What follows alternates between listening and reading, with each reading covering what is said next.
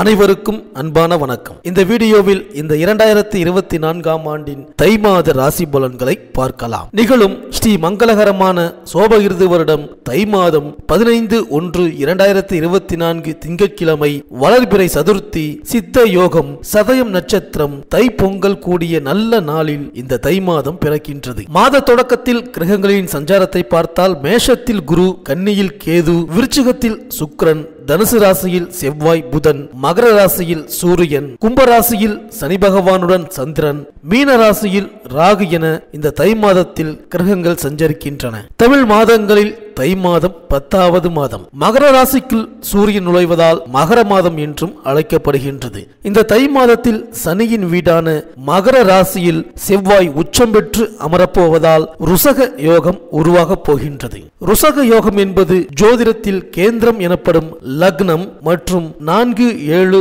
10 ஆகிய இடங்களில் செவ்வாய் அமையும் போது ருசக யோகத்தை அளிப்பார். சர லக்னங்கள் எனப்படும் மேஷம், கடகம், துலாம், மகரம், ஸ்திர லக்னங்களான ரிஷபம், சிம்மம், விருச்சிகம், கும்பம் ஆகிய 8 லக்னங்களுக்கு மட்டுமே ருசக யோகம் செயல்படும். தமிழர் திருநாளாம் தங்கநிகர் பொங்கல் திருநாள் 15/1/2024 திங்கட்கிழமை அன்று வருகின்றது. அன்றைய தினம் காலை 9:30 மணி முதல் 10:30 மணிக்குள் பொங்கல் பானை வைப்பது நல்லது. வீட்டில் வயது முதிர்ந்தவர்கள் மஞ்சள் கொத்து கட்டிய பானையை கையில் எடுத்து கிழக்கு நோக்கி நின்று சூரியனை வழிபட்டு அதன் பிறகு அடுப்பினை 3 முறை சுற்றி அந்த பானையை வைக்க வேண்டும். பானையில் வண்ணமயமான கோலமிட்டு இருப்பது நல்லது. மாட்டுப் பொங்கல் அன்று காலை சிவாலயங்களுக்கு சென்று நந்தி வழிபாடு மேற்கொள்ள வேண்டும். எல்லா விதமான மாலைகளையும் சூட்டி நந்தியை அலங்கரித்து வைத்திருப்பார்கள். அவரை தரிசிப்பது மிகவும் நல்லது. நந்தி பதிகம் பாடினால் நலம் கிடைக்கும், வளம் சேரும். வீட்டு பொங்கலுக்கு மறுநாள் மாட்டு பொங்கல் வைத்து கொண்டாட வேண்டும். 16/1/2024 செவ்வாய்க்கிழமை அன்று மாட்டு பொங்கல் வருகின்றது. அன்று காலை 7:30 மணிக்கு மேல் 8:30 மணிக்குள் பொங்கல் வைத்து கோபூஜை செய்து வழிபட உகந்த நேரமாகும். மேலும் தை அமாவாசை 9/2/2024 வெள்ளிக்கிழமை அன்று வருகின்றது. தை மாதம் வரக்கூடிய அமாவாசை திதியில் நமது முன்னோர்களை நினைத்து வழிபட்டால் எந்த நாளும் இன்பமாக வாழலாம். தை பிறந்தால் வழி பிறக்கும் என்று சொல்வது வழக்கம். வீட்டில் தடைப்பட்ட மங்கள காரியங்கள் தடையின்றி நடைபெறக்கூடிய வாய்ப்பு உருவாகும். மேலும் தை மாதம் வரும் வெள்ளிக்கிழமை அன்று விரதம் இருந்து சிவாலய வழிபாட்டை மேற்கொண்டால் துயரங்கள் துள்ளி ஓடும். அம்பிகை ஆலயங்களில் சந்தனகாப்பு சாற்றி வழிபட்டால் சிந்தனைகள் அனைத்தும் வெற்றி பெறும். இறைவனை அலங்கரித்து பார்த்தால் இனிய வாழ்க்கை மலரும். உடலை குளிர்ச்சியாக்கும் சந்தனத்தை அம்பிகைக்கு சாற்றுவதன் மூலம் உள்ளம் குளிர்ச்சியாகி நமக்கு வேண்டும் வரும் தருவாள் அம்பிகை. தை செவ்வாய் அன்று பெண்கள் விரதம் இருந்து கொழுக்கட்டை பிடித்து சாப்பிடுவது வழக்கம். இதனால் குடும்ப முன்னேற்றமும் ஒற்றுமையும் கணவருக்கு ஆயுள் நீடிப்பும் ஏற்படுவதாக நம்புவார்கள். தை வெள்ளிதோறும் பெண்கள் விரதமிருந்து அம்பிகையை வழிபடுவதும் நன்மையை தரும். இதனால் பொருளாதார நிலை உயரும், பொன்பொருள் சேர்க்கை ஏற்படும். அன்றைய தினம் இனிப்பு பொருளை மட்டும் உட்கொண்டால் வாழ்க்கை இனிப்பாக இருக்கும். வெள்ளிக்கிழமை விரதத்திற்கு பலன் தரும் மாதம் இது. மேலும் இந்த தை மாதம் கிரகங்களின் பெயர்ச்சியை பார்த்தால் 19/1/2024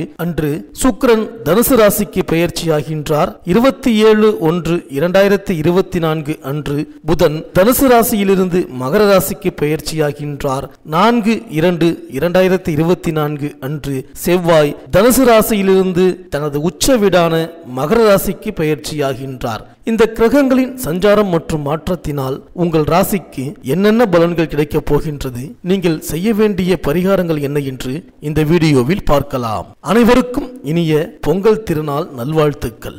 சனி பகவானை ராசிநாதனாக கொண்ட மகர ராசி அன்பர்களே, இந்த தை மாத கிரக நிலைகளை ஆராய்ந்து பார்க்கும் பொழுது மாத தொடக்கத்தில் உங்கள் ராசிநாதன் சனி பகவான் தனஸ்தானத்தில் சஞ்சரிக்கின்றார். தனாதிபதியாகவும் சனி இருப்பதால் பொருளாதார நிலை சிறப்பாக இருக்கும். மனக்கவலைகள் மாறும். சுப செலவுகளை எதிர்கொள்ள நேரிடும். தொழில் வியாபாரத்தில் இருந்த குறுக்கீடு சக்திகள் அகலும். குடும்பத்தில் உள்ளவர்களின் தேவைகளை பூர்த்தி செய்ய முன்வருவீர்கள். அர்த்தாஷ்டம குருவின் ஆதிக்கம் இருப்பதால் ஆரோக்கியத்தில் மட்டும் சிறு சிறு தொல்லைகள் ஏற்பட்டு அகலும். மேலும் மாத தொடக்கத்தில் குரு பகவான் உங்கள் ராசிக்கு 4ஆம் இடத்தில் வீற்றிருக்கின்றார். அவரது பார்வை 8, 10, 12 ஆகிய இடங்களில் பதிகின்றது. எனவே இழப்புகளை ஈடு செய்ய புதிய வழி பிறக்கும். வீண் விரயங்களில் இருந்து விடுபட சுப விரயங்களை மேற்கொள்ளுங்கள். குடும்பத்தில் உறவினர்கள் மூலம் காரணமாக சிறு சிறு பிரச்சனைகள் வரலாம். படிப்பிற்கு ஏற்ற வேலை கிடைக்கவில்லையே என்று கலங்கியவர்களுக்கு வேலைவாய்ப்பு வந்து சேரும். பயணங்கள் பலன் தருவதாக அமையும். பிள்ளைகளின் சுபகாரிய பேச்சுக்கள் பெரும் முயற்சிக்கு பிறகு கைகூடும். மேலும் உங்கள் ராசிக்கு 2ஆம் இடத்தில் சனி பகவான் சஞ்சரிக்கின்றார். ஏழரைச்சனியில் பாதசனியின் ஆதிக்கம் நடைபெறுகின்றது. இதுவரை நீங்கள் கடுமையாக முயற்சித்தும் முடிவடையாத காரியங்கள் முடிவடையும். மங்கள ஓசை மனையில் கேட்க வழிபிறக்கும். விலகிச் சென்ற உறவினர்கள் விரும்பி வந்து இணைவார்கள்.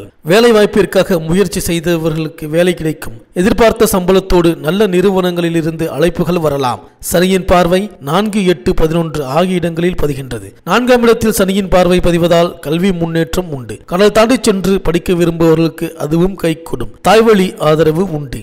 பூர்வீக இடத்தை விற்றுவிட்டு புதிய இடம் வாங்கி வீடு கட்டும் முயற்சி வெற்றி பெறும். தொழில் ரீதியாக நீங்கள் எடுத்த முயற்சிக்கு மாற்று இனத்தவர்களின் ஒத்துழைப்பு கிடைக்கும். உத்தியோகத்தில் இருந்த பிரச்சனைகள் படிப்படியாக அகலும். சனியின் பார்வை அஷ்டமஸ்தானத்தில் பதிவதால் ஆரோக்கிய தொல்லைகள் வரத்தான் செய்யும். ஆனாலும் பெரிய அளவில் பாதிப்புகள் ஏற்படாது. இடம் வாங்க விற்க நினைப்பவர்கள் கவனத்தோடு செயல்பட வேண்டும். ஏமாற்றங்களை சந்திக்க நேரிடலாம். பிறரை நம்பி ஒப்படைத்த பொறுப்புகள் சிறப்பாக நடைபெறாது. எல்லாவற்றையும் உங்கள் கவனத்தில் கொண்டு வருவதே நல்லது. மேலும் சனியின் பார்வை 11ஆம் இடத்தில் பதிவதால் ஒரு கடனை அடைக்க மற்றொரு கடன் வாங்கும் சூழ்நிலை உருவாகும். தொழிலை விரிவுபடுத்தலாமா என்று சிந்திப்பீர்கள். பழைய பங்குதாரர்கள் நெருக்கடி கொடுத்ததன் காரணமாக அவர்களை விலகிவிட்டு புதிய பங்குதாரர்களை சேர்த்துக்கொள்ள முன்வருவீர்கள். உத்தியோகத்தில் பணி நீக்கம் செய்யப்பட்டவர்கள் மீண்டும் பணியில் சேர வாய்ப்பு உண்டு. மேலும் மாத தொடக்கத்தில் உங்கள் ராசிக்கு 3ஆம் இடத்தில் ராகுவும் 9ஆம் இடத்தில் கேதுவும் சஞ்சரிக்கின்றார்கள். முன்னேற்றம் தரக்கூடிய இடம் 3ஆம் இடமாகும். எனவே வீரத்தோடும் விவேகத்தோடும் செயல்பட்டு வெற்றி வாய்ப்புகளை வரவழைத்துக் கொள்வீர்கள். பாக பிரிவினை நல்லபடியாக முடியும். 9இல் கேது சஞ்சரிப்பதால் பூர்வீக சொத்துக்களில் இருந்த வில்லங்கங்கள் விலகும். தந்தை வழியில் எதிர்பார்த்த ஒத்துழைப்பு கிடைக்கும். வீடு வாகனம் வாங்கும் முயற்சி கைகூடும். மேலும் ஜனவரி 19ஆம் தேதி தனுசு ராசிக்கு சுக்கிரன் செல்கின்றார். உங்கள் ராசிக்கு 5, 10 ஆகிய இடங்களுக்கு அதிபதியானவர் சுக்கிரன். அவர் விரயஸ்தானத்தில் சஞ்சரிக்கும் இந்த நேரத்தில் கொஞ்சம் கவனத்தோடு செயல்பட வேண்டும். இடமாற்றம், உத்தியோக மாற்றம், வீடு மாற்றம் போன்றவை நிகழலாம். இருந்தாலும் கவலைப்பட வேண்டாம். தைரியமும் தன்னம்பிக்கையும் கை கொடுக்கும். உத்தியோகத்தை பொறுத்தவரை பணிபுரியும் இடத்தில் சக பணியாளர்களால் சில பிரச்சனைகள் உருவாகலாம். மேலும் ஜனவரி 27ஆம் தேதி மகர ராசிக்கு புதன் வருகின்றார். ஜென்ம ராசிக்கு புதன் வருகின்ற பொழுது நல்ல சந்தர்ப்பங்கள் இல்லம் தேடி வரும். வேலையில்லாதவர்களுக்கு வேலை கிடைக்கும். வேலையில் இருப்பவர்களுக்கு பதவி உயர்வு உண்டு. பாதியில் நின்ற கட்டிடப் பணி மீதியும் தொடரும். பூர்வீக சொத்து பிரச்சனைகளில் சிக்கி தவித்த உங்களுக்கு இப்பொழுது பஞ்சாயத்துக்கள் சாதகமாக முடியும். பழைய வாகனத்தை கொடுத்துவிட்டு புதிய வாகனம் வாங்குவதில் ஆர்வம் காட்டுவீர்கள். மேலும் பிப்ரவரி 4ஆம் தேதி மகர ராசிக்கு செவ்வாய் செல்கின்றார். லாபாதிபதி செவ்வாய் உங்கள் ராசிக்கு வரும் இந்த நேரம் அற்புதமான நேரம். கொடுக்கல் வாங்கல்கள் ஒழுங்காகும். வளர்ச்சி கூடும். தெய்வ பிரார்த்தனைகளை நிறைவேற்றுவீர்கள். திட்டமிட்ட காரியங்களை செய்ய நண்பர்கள் உறுதுணையாக இருப்பார்கள். பொருளாதாரத்தில் நிறைவு ஏற்பட்டு புதிய தொழில் தொடங்கும் முயற்சியில் அனுகூலம் கிடைக்கும். பொது வாழ்வில் உள்ளவர்களுக்கு சந்தர்ப்பங்கள் சாதகமாக அமையும். வியாபாரம் தொழில் செய்பவர்களுக்கு மாற்று இனத்தவர்களின் ஒத்துழைப்பு கிடைக்கும். உத்தியோகஸ்தர்களுக்கு கேட்ட சலுகைகளை உயர் அதிகாரிகள் வழங்குவார்கள். கலைஞர்களுக்கு வருமானம் உயரும். மாணவ மாணவியர்களுக்கு அதிக ஈடுபாட்டுடன் படிப்பில் கவனம் செலுத்தினால் வெற்றி கிடைக்கும். இந்த மகர ராசி பெண்களுக்கு குடும்ப சனியின் ஆதிக்கம் நடைபெறுவதால் குடும்பத்தில் சுப நிகழ்ச்சிகள் நடைபெறும். கூட்டு முயற்சியில் இருந்து விலகி தனித்து இயங்க முற்படுவீர்கள். கணவன் மனைவிக்குள் ஒருவரை ஒருவர் புரிந்து கொண்டு செயல்பட்டால் இல்லறத்தை நல்லறமாக அமைத்துக் கொள்ளலாம். பிள்ளைகளின் எதிர்கால நலன் கருதி நீங்கள் எடுத்த முயற்சி வெற்றி பெறும். இந்த மகர ராசி விவசாயிகளுக்கு சொந்த நிலபுலன்களில் ஈடுபடுத்த நீங்கள் நினைத்திருக்கின்ற நுணுக்க உற்பத்தி விஷயங்களை தொடங்கலாம். அரசியல்வாதிகளுக்கு கட்சி மேலிட ரீதியாக உயர்வு செய்திகள் அதிர்ஷ்டகரமாக தொடர்ந்த வண்ணம் இருக்கும். இந்த மகர ராசி அன்பர்களுக்கு அனுகூலமான நட்சத்திரங்கள் அவிட்டம், பூரட்டாதி, ரேவதி, அஸ்வினி, ரோகிணி, திருவாதிரை, பூரம், அஸ்தம், அனுஷம், உத்ராடம். அதிர்ஷ்டமான நாட்கள் ஜனவரி 15, 16, 22, 23, 25, 27, 28, 31 மற்றும் பிப்ரவரி 1, 3, 4, 6, 7, 9, 11, 12. இந்த மாத வியாழக்கிழமைகளில் ஸ்ரீ சனி பகவானுக்கும் ஸ்ரீ குரு பகவானுக்கும் பரிகாரம் செய்து வழிபட்டு வாருங்கள். இந்த மகர ராசி அன்பர்களுக்கு இந்த தை மாதம் அனைத்தும் நன்மையே நடக்கும். இந்த வீடியோ உங்களுக்கு பிடிச்சிருந்தா லைக் பண்ணுங்கள், உங்கள் ஃப்ரெண்ட்ஸ்களுக்கு ஷேர் பண்ணுங்கள். நம்ம சேனலை தொடர்ந்து பார்க்க மறக்காமல் சப்ஸ்கிரைப் பண்ணுங்கள். பக்கத்தில் இருக்கிற பெல் ஐக்கானை கிளிக் பண்ணிக்கிங்க. மீண்டும் அடுத்த வீடியோவில் சந்திப்போம். நன்றி, வணக்கம்.